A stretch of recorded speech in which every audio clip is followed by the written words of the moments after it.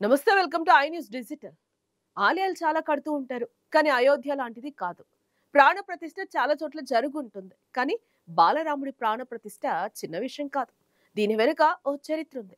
కోట్లాది ప్రజల భావోద్వేగాలు ఉన్నాయి, తరతరాల ఆకాంక్షలు ఉన్నాయి. అస్తిత్వం కోసం భారతదేశం పడిన ఆరాటం ఉంది. ఆ చరిత్ర సాకారం అవ్వటం వెనుక నిస్సందేహంగా దేశ చరిత్రలో ఓ మైలురాయి అవుతుంది.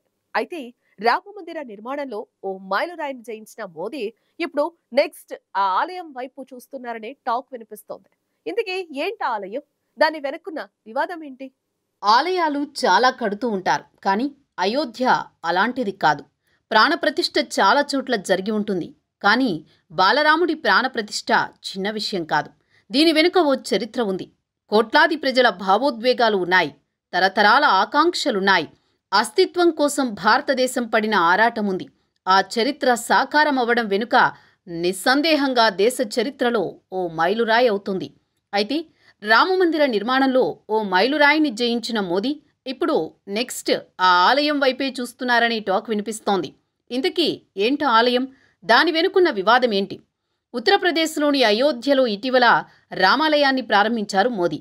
ఇది ఆషామాషీ ఆలయం అయితే పెద్ద ఇబ్బంది ఉండేది కాదు, కానీ దీని వెనుక వందల ఏళ్ల చరిత్ర, కోర్టు కేసులు ఉన్న నేపథ్యం, బాబ్రీ మసీదు కూల్చిన వివాదమున్న నేపథ్యంలో ఒక్కసారిగా దీనికి ప్రాముఖ్యత ఏర్పడింది. అంతేకాదు, ఇందులో బాలరాముడి విగ్రహాన్ని ప్రాణప్రతిష్ఠ చేయడంలో ఒక్కసారిగా ఇది వార్తల్లోకెక్కింది.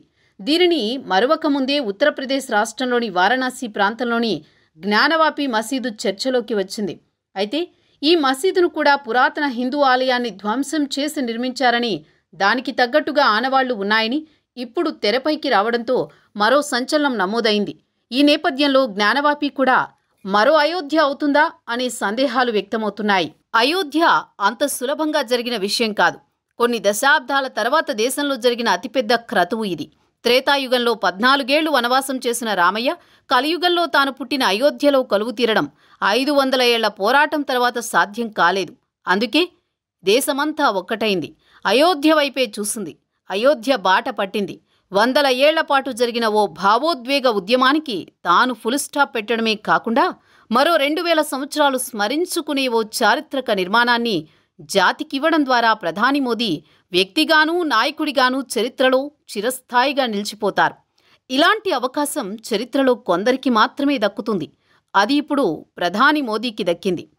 ఆలయాలు నిర్మించిన వారిని అనేక మందిని చూస్తుంటాం. సొంత సొమ్ముతో ఆలయ నిర్మాణాలకు ధారపోసిన వారిని చూశాం. ప్రభుత్వానికి కట్టాల్సిన పన్నుతో రామయ్యకు గుడి కట్టిన కంచర్ల గోపన్ననూ చూశాం. కానీ అయోధ్య ఆలయం డబ్బుకు సంబంధించింది కాదు. అయోధ్య ఆలయం అంటే రాళ్లు ఇటుకలతో పేర్చడం కాదు. ఎంతో పోరాటాలు, భావోద్వేగాలకు సంబంధించిన విషయం. అందుకు దానికంత పోరాటాలు చేశారు. ఇప్పుడు అయోధ్య పూర్తయిన వేళ మోదీపై మరో నమ్మకం పెట్టుకున్నారు హిందువులు. అదే వారణాసిలోని జ్ఞానవాపి.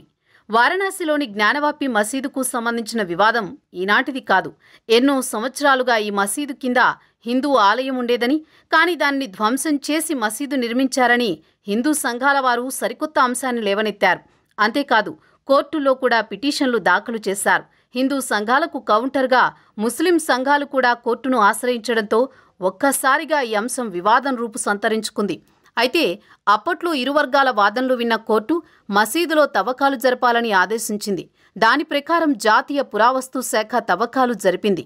ఈ క్రమంలో ఆ మసీదు కింద దేవాలయ ఆనవాళ్లు ఉన్నాయని ప్రకటించింది. తవ్వకాల వల్ల 34 శాసనాలు, 32 ముద్రలు ఉన్న పత్రాలు బయటపడ్డాయి. అంతేకాదు, దేవాలయానికి సంబంధించిన బండపు రాయిపై శాసనాలు కనిపించాయి. ఆ రాయిని మసీదు నిర్మాణంలో, ఆ తర్వాత మరమ్మత్తు సమయంలో కూడా వాడుకున్నారు. దీనిని బట్టి పూర్వ నిర్మాణాన్ని కూల్చివేసి దానికి సంబంధించిన కొన్ని భాగాలను నూతన మసీదు నిర్మాణంలో వాడుకున్నట్టు తెలుస్తోంది. 17వ శతాబ్దం నాటి జ్ఞానవాపి మసీదును అంతకు ముందు ఉన్న దేవాలయాన్ని కూల్చివేసి నిర్మించారని హిందూ సంఘాలు ఆరోపించి పిటిషన్ దాఖలు చేశారు. దానిపై కోర్టులో కేసుల మీద కేసులు నడుస్తున్నాయి. ఉత్తరప్రదేశ్లో నరేంద్ర మోదీ పర్యటించినప్పుడు కాశీ విశ్వనాథుడి సంఖ్యలు కూడా తెంచుతామని ప్రకటించారు.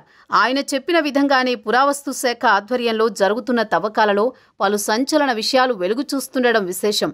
అయితే జ్ఞానవాపి కూడా మరో అయోధ్యగా మారుతుందని ప్రస్తుతం వెలుగు చూస్తున్న చారిత్రాత్మక ఆనవాళ్లు చెబుతున్నాయి. అయోధ్య రామమందిరాన్ని ప్రారంభించిన తర్వాత ప్రధాని మోదీపై చాలా మందిలో నమ్మకం ఏర్పడింది.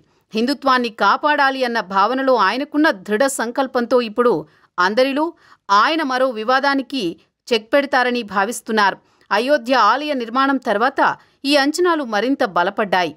కాశీ స్వయంగా ప్రధాని మోదీ నియోజకవర్గం కాబట్టి బీజేపీ ఓటర్లు వివాదాన్ని పరిష్కరించేందుకు ప్రధాని మోదీ వైపు చూస్తున్నారు. చూడాలి మరి.